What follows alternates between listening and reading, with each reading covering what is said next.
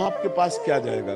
ना तो भारत का मेडल जाएगा, ना तो इस विश्व का कोई भी किसी भी अमेरिका, हालैंड, थाईलैंड कहीं का नोट जाएगा, उस देश में तो नहीं जाता, ना ये शरीर जाएगा। अब वहां के लिए तैयारी क्या है? भगवान ने बड़ी कृपा की। मेरी प्रार्थना है कि हमारा आपसे मिलना व्यर्थ ना जाए। आपको जो नाम प्रिय हो भगवान का 10 मिनट ही सही आप जरूर जपिएगा। क्या प्रिय है आपको भगवान का? कौन सा नाम? महाराज जी मेरे को पहले मैं मानता, जैसे मतलब ना, जैसे भोलेनाथ को मानते थे महाराज। एक जैसे बोलते ना कि मंदिर होता गांव का, क्या बोलते हैं उसको, प्राचीन मंदिर में, शिवालय। शिवालय मंदिर जी।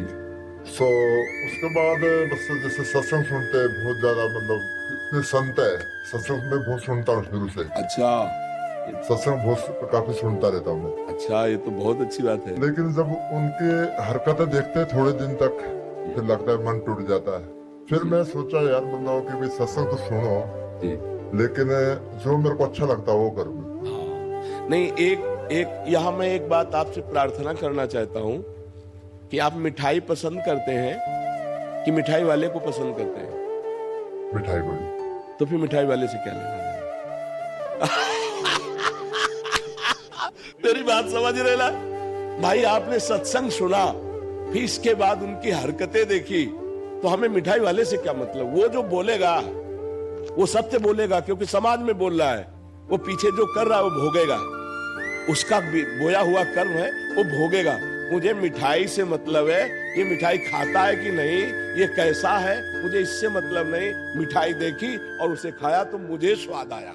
बात समझ में आई? आप यदि सत्संग सुन रहे हैं तो आपको महान बना देगा सत्संग। हाँ, ये जरूर है कि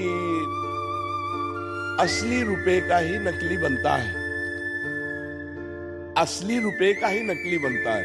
यदि हमें नकली नोट मिल चुका है तो असली की खोज करें, मिल जरूर जाएगा।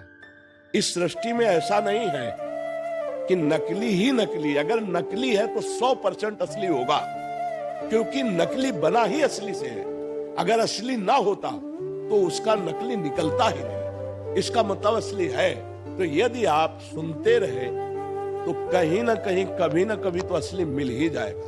और एक बार असली मिल गया तो हृदय का परिवर्तन पक्का समझ लीजिएगा, पक्का परिवर्तन। उसकी पहचान होती है कि उसके सानिध्य मात्र से आपके हृदय में हलचल पैदा हो जाएगी। केवल प्रवचन नहीं होता, उसका जीवन होता है, उसमें पावर होता है। जैसे केवल आपकी बात नहीं, आपकी भुजाओं में पावर है, हमारी जबान में पावर होगी, हमारी अध्यात्म में पावर होगी। आपका परिवर्तन न कर दे तो उपदेश कैसा? क्योंकि अगर जीवन में सत्य है तो उस वचन का प्रभाव होगा, और सत्य नहीं है तो वचन का प्रभाव नहीं पड़ेगा। वचन का प्रभाव तभी पड़ेगा जब अन्य कोई लालसा नहीं, एक सत्य की लालसा है। तो आप क्या जपते हैं?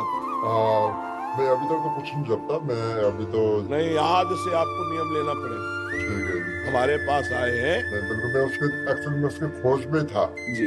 कि भी मतलब कि वो जैसे बोलते ना कि भूत प्रेत, ये बोलते देवी देवता, मैं सोचता यार मतलब कभी मेरे को एक बार दिखे तभी मानूंगा मैं। पंचभूतों से बना है ना ये। एक दो भूत देख के क्या करोगे? 5 भूतों से बना है। सुना है नहीं? पंचभूतों से रचित शरीर है, पर इन्हीं भूतों से मुक्त हो जाओ तो परमात्मा स्वरूप आप हो, जैसा वो प्रश्न कर रहा था। आप और परमात्मा में इतना अंतर नहीं है।